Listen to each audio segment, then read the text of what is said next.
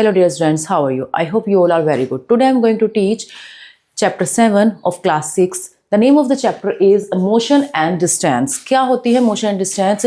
देखिए, जब हम एक जगह से दूसरी जगह ट्रेवल करते हैं, ट्रैवलिंग करते हैं या ट्रांसपोर्ट करते हैं, तो हमें किसी व्हीकल की ज़रूरत पड़ती है. ये व्हीकल पहले नहीं हुआ करते थे. जब अर्ली मैन होते थे तब व्हीकल नहीं होते थे. अब तो बहुत सारे व्हीकल बन चुके हैं, जैसे कार, बस, ट्रेन, मोटर और एरोप्लेन. बहुत सारी चीज़ें हो चुकी है व्हीकल के फॉर्म में. तो सोचिए, जब अर्ली मैन होते थे तो वो कैसे करा करते थे, बहुत बहुत दूर तक पैदल चला करते थे वो. फिर एक ऐसी गाड़ी बनी जो बिना पहियों की थी. धीरे धीरे करके पहियों की गाड़ी बननी शुरू हो गई और आज हमारे पास बहुत सारे व्हीकल्स हैं ट्रैवलिंग करने के लिए. और ये सब काम एक दिन में नहीं हुआ होगा, इसमें बहुत ज़्यादा टाइम लगा होगा, बहुत लंबा टाइम इसमें गया होगा, तब जाकर ये व्हीकल्स वगैरह बने हैं. ठीक है, तो हम एक चीज़ से दूसरी जगह जाने के लिए हम व्हीकल्स का यूज़ करते हैं. अब हम चले कितने दूर हैं, कितनी हमें डिस्टेंस कवर करी है, इस चीज़ को भी हमें डिस्कवरी करनी पड़ी है. यानी कि पहले नहीं पता होता था कि हम कितना चल रहे हैं. मान लीजिए हम 1 किलोमीटर चल रहे हैं, 4 किलोमीटर चल रहे हैं, या हमने कोई सामान उठाया है तो वो कितने वज़न का है, 2 किलोग्राम का है, 4 किलोग्राम का है. तो इस तरीके से हमें मीज़र की भी ज़रूरत पड़ती है. ठीक है, तो ये सब डिस्टेंस और हम कितना चल रहे हैं एक जगह से दूसरी जगह को जाने के लिए टाइम के साथ, तो उसको मोशन बोलते हैं. तो इन सब चीज़ों के बारे में हम अच्छे से पढ़ेंगे. So let us start the chapter. Measurement के बारे में देखते हैं. Today, a number of modern and advanced means of transport are available, but the ancient people did not know how to measure the distance they traveled. But before studying about different methods of measurement, we should know about motion. आज हमारे पास बहुत तरीके के modern और advance तरीके के जो transport है वो अवेलेबल है, लेकिन पहले इन सब चीज़ों के बारे में पीपल को नहीं पता होता था, और कैसे उसके डिस्टेंस को कैसे मेज़र करना है ये भी नहीं पता होता था. आज हमारे पास मेज़रमेंट के भी डिफरेंट तरीके के मेथड्स हैं जिससे हम मेज़रमेंट को अच्छे से, किसी भी डिस्टेंस को अच्छे से मेज़रमेंट कर सकते हैं. आज हमारे पास सभी चीज़ की फैसिलिटी है. The change in the position of an object with time in respect to its surroundings is called motion. यानी कि किसी भी ऑब्जेक्ट की पोजीशन में चेंज होना टाइम के साथ, ठीक है, उसको मोशन बोला जाता है. इसका मतलब क्या है कि एक रेफरेंस पॉइंट होता है. पोजीशन से मतलब एक रेफरेंस पॉइंट से है, जिसे स्टैटिक बोला जाता है. It depicts the distance covered by the moving object, जो कि मूविंग ऑब्जेक्ट द्वारा वो कवर किया जाता है. मेजरमेंट को कैसे कंपैरिजन कर सकते हैं कि एक क्वांटिटी से मेजरमेंट को कंपैरिजन कर सकते हैं रेफरेंस स्टैंडर्ड के साथ.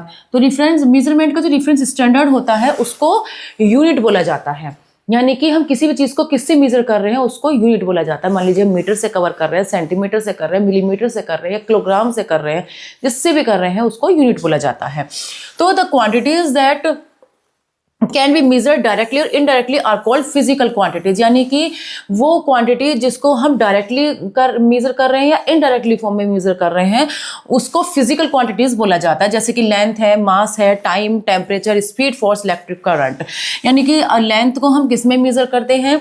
देखिए, लेंथ को हम मीटर, किलोमीटर, मास को हम ग्राम, किलोग्राम, मिलीग्राम, और इसी तरीके से टाइम को डिग्री सेल्सियस, फ़ारेनहाइट, टाइम को हम सेकंड, मीटर, मिनट, टाइम को मिनट, सेकंड और आवर, टेम्परेचर को डिग्री सेल्सियस, स्पीड को किलोमीटर पर आवर, है ना, फोर्स को न्यूटन, इलेक्ट्रिक करंट, इन एम्पियर वगैरह, इन सब चीज़ों में हम इसको मेज़र करते हैं. सबका अपनी एक यूनिट होती है. Okay, need to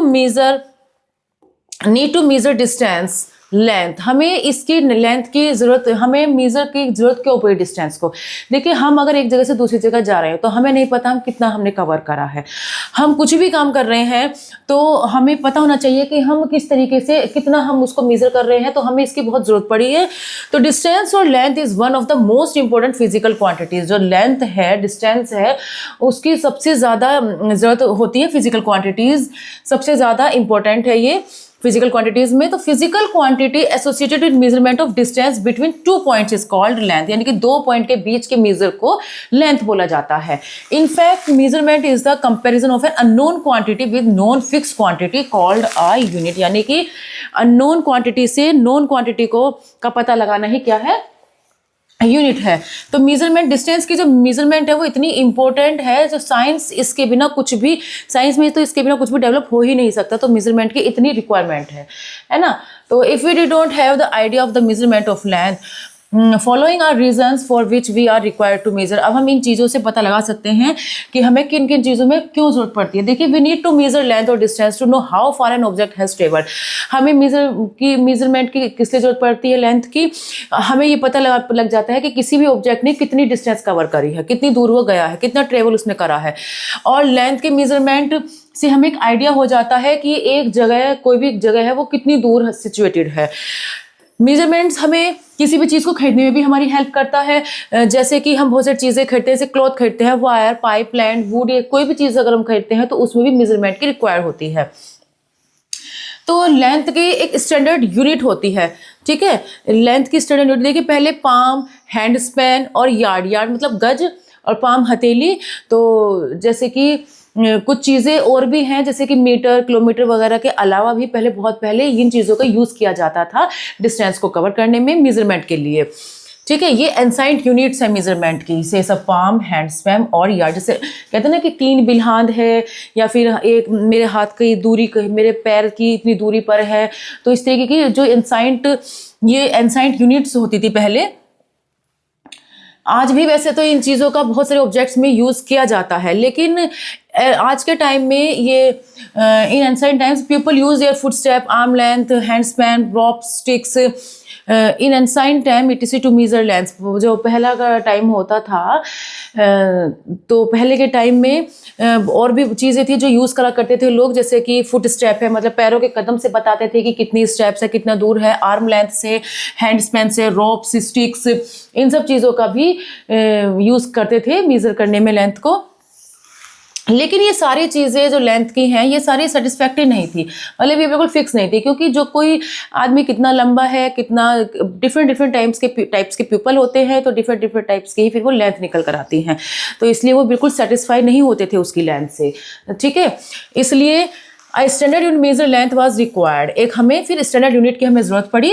for uniformity and convenience a common unit is necessary for measurement of a physical quantity. For accurate measurement some standard representation of every physical quantities was required. तो इसलिए हमें फिर accurate major की हमें जरूरत पड़ी। कुछ standard units हैं, हर एक फिजिकल क्वांटिटी को रिप्रेजेंट करने के लिए कुछ स्टैंडर्ड होते हैं जिनकी हमें जरूरत होती है। तो स्टैंडर्ड यूनिट का मतलब एक यूनिट से है जो कि एक्सेप्टेबल है पूरे वर्ल्ड के अंदर। यानी कि अगर हम कह रहे हैं कि 1 मीटर में 100 सेंटीमीटर होता है, तो वो 1 मीटर में 100 सेंटीमीटर पूरे वर्ल्ड के अंदर, आप कहीं भी चले जाइए, वो एक स्टैंडर्ड यूनिट होती है कि हाँ, हर कोई उसको एक्सेप्ट करता है, ठीक है। तो ऐसे ही एक होता है सीजीएस का मतलब, सी से मतलब होता है सेंटीमीटर, जी से मतलब ग्राम, और इस एस से मतलब होता है हमारा सेकेंड। ऐसे ही एक और स्टैंडर्ड यूनिट होती है एफपीएस। एफ का मतलब फुट, पाउंड और सेकंड। ये सब कॉमन एक्सेप्टेबल यूनिट्स होती हैं, एक्सेप्टेबल यूनिट हैं जिनका ब्रिटिश सिस्टम में यूज किया जाता है। एसआई लेंथ की जो एसआई यूनिट होती है वो मीटर है।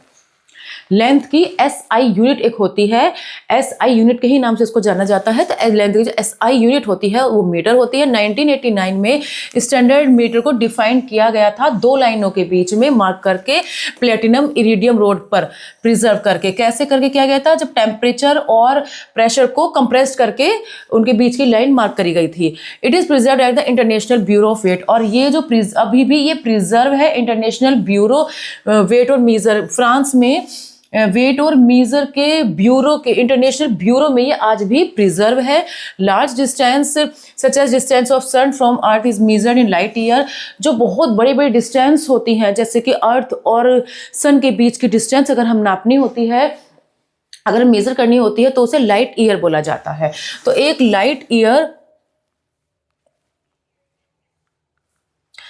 एक लाइट ईयर लेंथ की जो यूनिट होती है वो किसके इक्वल होती है, इन 1 ईयर के, यानी कि एक लाइट ईयर 1 साल के बराबर होती है लाइट जो ट्रेवल करती है।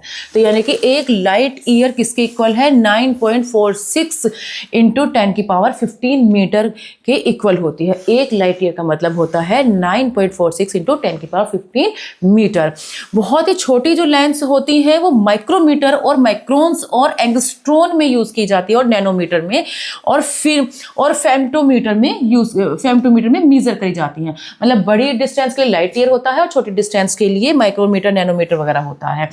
यानी कि आप इससे आइडिया लगा सकते हैं कि 1 किलोमीटर में 1000 मीटर होता है, यानी कि देखिए 1230 है, तो इसके मतलब 10 के ऊपर 3 पावर लग जाएगी, तो 10 के पावर 3 मीटर। 1 सेंटीमीटर का मतलब होता है 1/100 मीटर। देखिए 100 में 2 0 हैं तो 2 लग गया, क्योंकि ये 1 के अपोन में लिखा है, 1/100 है, तो इस 100 को ऊपर ले जाने के लिए 10 की पावर में माइनस का 2 लग जाता है।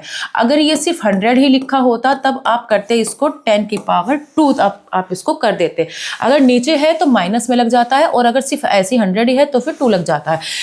पावर उतनी लगती है जितनी 0 होती हैं। जैसे कि यहाँ पर देखिए 3 0 है, तो यहाँ पर पावर 3 लग जाएगा, क्योंकि 1 के नीचे है इसलिए माइनस का 3, ये 1 के नीचे यहाँ 1 है, ये 1 है, यहाँ पर 2 4 6 है, तो यहाँ 10 की पावर 6, क्योंकि 1 के नीचे है इसलिए माइनस में 6, यहाँ 9 0 है तो 10 की पावर माइनस का 9 हो गया। तो यानी कि आप कह सकते हैं कि 1 मिलीमीटर में 10 की पावर माइनस 3 मीटर होता है, 1 माइक्रोन्स में 10 की पावर माइनस 6 मीटर होता है, और 1 नैनोमीटर में 10 की पावर माइनस 9 मीटर होता है। तो इस तरीके से ये इनकी मेजरमेंट होती है। नेक्स्ट है हमारा मेजरिंग डिवाइसेस। मेजरिंग डिवाइसेस क्या होते हैं, there are many devices which are used to measure length, ruler, और मतलब अब हम मेजर किस किस चीज़ से करेंगे, तो हमें पता चल गया कि 1 मीटर में 100 सेंटीमीटर होते हैं, लेकिन हम मेजर के लिए भी तो कुछ इंस्ट्रूमेंट होने चाहिए, कुछ डिवाइसेस होने चाहिए। तो ऐसे डिवाइसेस होते हैं, एक तो हमारा रूलर है, मीटर रोड है ना, मेजरिंग टैप होती है, कुछ कॉमन मेजरिंग डिवाइसेस हैं ये लेंथ की, है ना। ज्योमेट्री में हम रूलर का यूज़ करते हैं, आपने ज्योमेट्री बॉक्स के अंदर रूलर रखा हुआ देखा होगा, तो उसको हम यूज़ करते हैं ज्योमेट्री में। तो रूलर के जो रूलर होता है, यानी कि जो एक स्केल सा होता है, उस पर सेंटीमीटर और मिलीमीटर ये मार्क्ड होते हैं। सेंटीमीटर और मिलीमीटर उस रूलर के ऊपर मार्क्ड होते हैं, निशान लगे हुए होते हैं, यानी कि। और मेजरिंग टैप का यूज़ टेलर करता है किसी बॉडी को मेजरमेंट करने के लिए, और जो क्लॉथ मर्चेंट होता है, जो कपड़ा वगैरह की मेजरमेंट करते हैं, वो मीटर स्केल का यूज़ करता है कपड़े को मेजर करने के लिए। और जो मैसून कारपेंटर होते हैं वो स्टिफ स्टील यूज़ करता है, स्टील मेजरिंग टेप, एक ऐसी स्टील होती है इसके अंदर बहुत हार्ड सी टेप होती है, उसका वो यूज़ करता है जो कारपेंटर होते हैं और जो मैसोन होता है। Okay, measuring the length of a curved line. Measuring the length of a curve line, ये तो हो गया अगर हम सीधी सीधी कोई लाइन को हम मेजर कर रहे हैं तब कैसे करेंगे।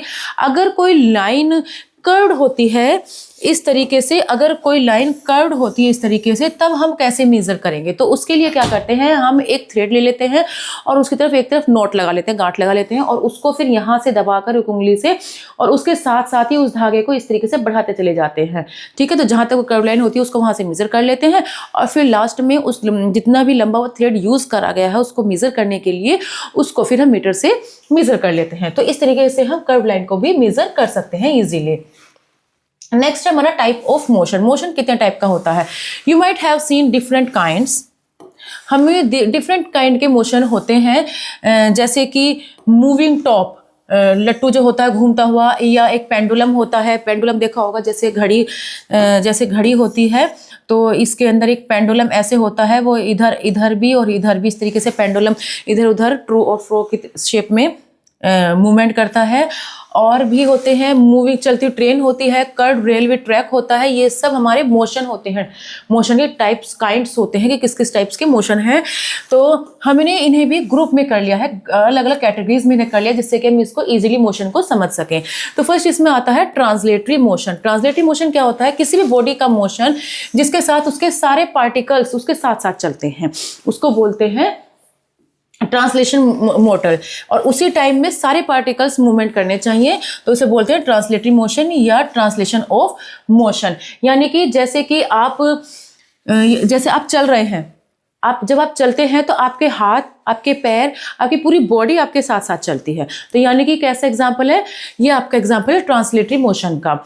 इसी तरीके से अगर कोई बस चल रही है तो बस का ये नहीं है कि एक पहिया चल रहा है आगे बाकी नहीं चल रहा, पूरी बस चलती है, बस में जो भी चीज़ें सब साथ साथ चलते हैं, है ना। शिप की सेलिंग है और एक दौड़ता हुआ कुत्ता होता है, डॉग होता है, तो ये सारे किसके एग्जाम्पल हैं, ये सारे एग्जाम्पल है ट्रांसलेटरी मोशन के एग्जाम्पल हैं।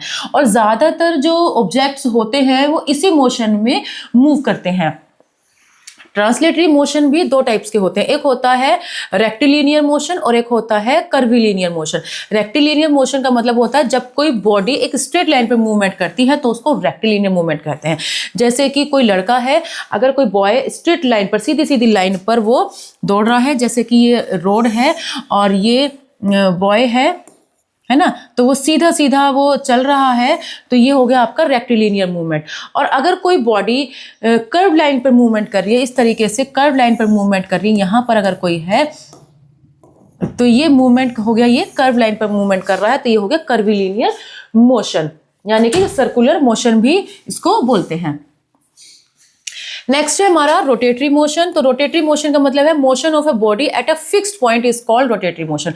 जब कोई एक फिक्स्ड पॉइंट पर मूवमेंट करता है, जैसे कि ये इन निब है और यहीं पर रहते रहते ये मूवमेंट कर रहा है, जैसे कि एक लट्टू होता है तो उसको बोलते हैं रोटेटरी मोशन, यानी कि स्पिनिंग ऑफ अ टॉप इसका एग्जाम्पल है, spinning of a top. Next है हमारा oscillatory motion. Oscillatory motion to and fro movement का मतलब होता है आगे और पीछे।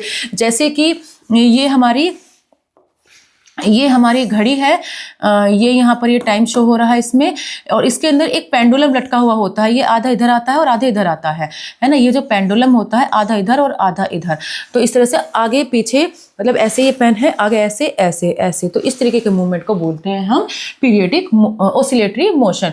मूवमेंट ऑफ पेंडुलम इसका एग्जाम्पल है। नेक्स्ट है हमारा पीरियोडिक मोशन। पीरियोडिक मोशन में जब कोई अपने टाइम को रिपीट करता है, सेम टाइम पर जब कोई अपने टाइम को रिपीट करता है तो इसको बोलते हैं पीरियोडिक मोशन। जैसे कि एग्जाम्पल है, जैसे कि जो सिलाई मशीन होती है उसके अंदर जो निडल होती है वो ऊपर नीचे इस तरीके से इक्वल टाइम पर वो करती है। जितनी धीरे वो चलेगी उतने धीरे और तेज वो हमारे हाथ में होता है, जितना भी हमें करना होता है, तो ऐसे मूवमेंट को बोलते हैं पीरियोडिक मोशन। ओके, नेक्स्ट है हमारा नॉन पीरियोडिक मोशन। तो जब ऐसा मोशन ऐसा नहीं होता है, किसी भी बॉडी के मोशन जो कि रिपीटेड होता है ना, अपने आप, not at regular interval time, एक मतलब फिक्स टाइम नहीं है कि वो कब ऊपर आएगा और कब नीचे आएगा, ये कब आगे, जो टाइम फिक्स नहीं है, तो तब उसको बोलते हैं नॉन पीरियडिक मोशन। तो ऐसा एग्जांपल है motion of tides in the sea में जो टाइड का मोशन होता है वो कैसा एग्जांपल है, ये नॉन पीरियडिक मोशन का एग्जांपल है। नेक्स्ट हमारा यूनिफॉर्म मोशन। तो मोशन जब कोई बॉडी कवर करती है, इक्वल डिस्टेंस कवर कर रही है इक्वल टाइम में, तो उस मोशन को बोलते हैं यूनिफॉर्म मोशन। जैसे कि कोई ट्रेन है 1 आवर में 60 किलोमीटर कवर कर रही है, तो अगले नेक्स्ट आवर में भी वो 60 ही किलोमीटर कवर करेगी अपनी डिस्टेंस, फिर नेक्स्ट आवर में वो फिर 60 किलोमीटर कवर करेगी। तो इसका मतलब वो एक यूनिफॉर्म मोशन में जा रहा है। और जब ऐसा नहीं होता है तो उसको बोलते हैं नॉन यूनिफॉर्म मोशन। जैसे कि अगर कोई ट्रेन है 1 आवर में 60 किलोमीटर कवर कर रही है वो, तो नेक्स्ट अगर आवर मैं लेती हूँ, नेक्स्ट आवर में वो फिर वो 80 किलोमीटर कवर कर रही है, फिर नेक्स्ट आवर में वो फिर 70 किलोमीटर कवर कर रही है। तो इसका मतलब ये हुआ कि ये यूनिफॉर्म मोशन है, इक्वल टाइम पर इक्वल डिस्टेंस को कवर नहीं कर रही है। ठीक है, तो I hope you have learn to this chapter very well. We will meet in next class. Goodbye and thank you.